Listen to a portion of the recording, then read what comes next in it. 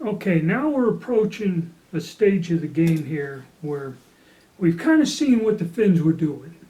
Okay, they adopted the 91 Mosin Nagant, the old-fashioned one. They gathered up, bought, traded off their other surplus guns, and accumulated a bunch of guns. Now they're all used. They never placed an order for a new shipment from a factory. These are all used guns. So obviously, from what I've seen by the examples I have, they took the guns, inspected them. They made very minor little modifications at this point to get them to shoot where they were and be acceptable to their criteria. Renumbered the sights and adjusted it. Repaired, replaced stocks. All of the stocks, irregardless whether it's replacement, have been shimmed. So they must have done a technical overhaul, and once they approved these guns fit for service, shipped them out and did no further modifications. Now when it comes to the barrels, of course you're not going to have ones that are good. You're going to have guns that are damaged. I guess that's why the one had the stock replaced. Or the biggest problem they had was the barrels were shot out on a lot of these guns. A lot of these guns were old, used in a war, so there was damage, shot out barrels. So now we come up to the next part when we get into the barrels. Like I said, on the three examples I had, if the damage was minor, like to the muzzle up here, then they'd be counterbored, which some of these are. This one is, okay? They would counterbore the muzzle, get past the damage, and it was a quick fix. Got the gun serviceable, the accuracy was all right, and out the door it went. And that's how I got it now, counterbore barrel. Okay, so it didn't change or wasn't modified over the years, it was left alone. While they were running into a problem, and like I said before, it's a two-pronged problem. They had shot out barrels and barrels that needed to be replaced.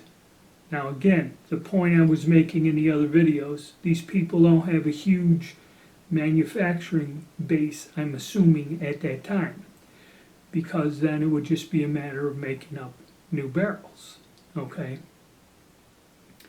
So you got one choice. If you got a bad barrel, you get a replacement barrel, a new one.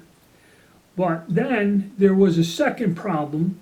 Since they made the decision, or the only choice you have with a damaged shot out barrel is to replace it, there is an inherent flaw in the design of this gun.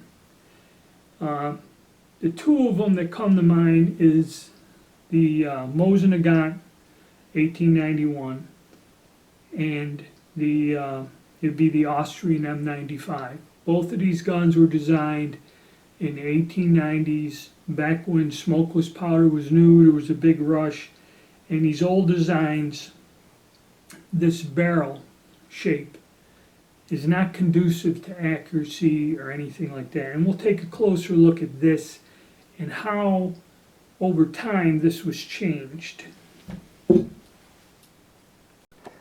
Alright, the problem lies in the barrel. You have this huge barrel shank in the back where the chamber is to absorb the pressure, which is a large diameter, and it's very slender tapering barrel.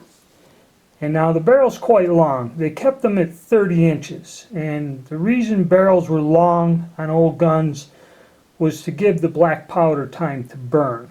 So that was kind of standard. When he went to smokeless, they just stuck with it. They had long barrels, 29 inches, close to 30 inches, somewhere in that area. So that's a throwback to when they changed over.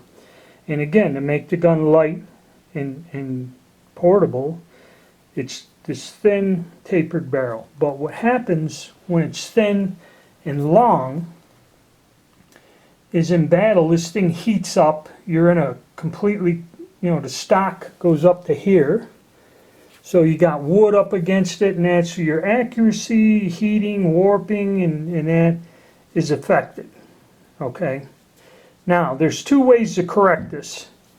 make the barrel big and thick all the way down like a target barrel. That'll absorb the heat, no vibration, no barrel resonance, and that's another thing. We've all went during the Mosin craze and shimmed the stocks and lined the wooden stock with cork against this. Tried to put little shims or clamps in a place to where we can catch the barrel resonance and make it more accurate. So we've all done that, and that was the problem.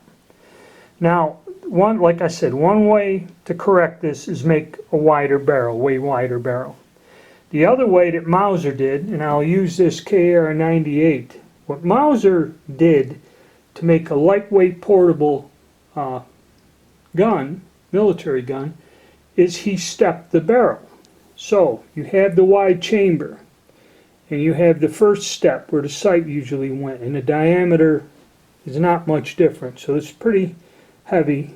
Then you got another step. So again, it comes down, step, again, the diameter is still a little bit bigger, but not as huge as this. And then we step down, and then step down again. Okay? So what the stepped barrel did is it made a lightweight gun. Okay, the gun wasn't over heavy. Where the barrel diameter wasn't at this diameter all the way to the end.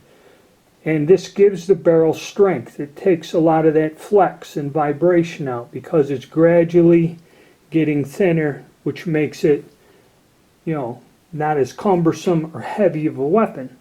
So that is one solution, is a step barrel, and that's what the Mausers went to. So now the Finns have to figure out what to do. So this is what the problem is, and now we're going to talk about what direction they went in. Okay, so now that we understand the problem they faced, this is where they take the development, where we're going to end up with the M27-28 here eventually. But this is where they started to do some other modifications and redesign. This is where they're redesigning. Okay, this is the point. They got their country jump started. They got some weapons out there issued. They got other problems. They got to rework these worn out guns. They're not manufacturing guns, they're trying to rebuild them. So why don't they just order these barrels from somebody? Well, this is where it's not just a barrel replacement, it's also where they started re-engineering this rifle to get it better. Alright, so, or to something they like, or is more usable. How can I put it? They're improving the design is what they started to do. So this is where they started engineering. Now in the next video we'll cover these early attempts of them trying to come up with a solution or a barrel or changing the actual design. This is where they start changing the design of the gun. And they kind of started off soft by doing a minor change, but then they decided that, that's where they start getting radical with the changes and actually redesigning the system. And it'll be some really rare stuff, so a lot of it's going to be on the computer with pictures, because I don't have any of these early guns. I think it was Model 21 was one of them. And then I'll go through the list and explain it to you. There are more modifications than different models, put it to you that way, and discuss that.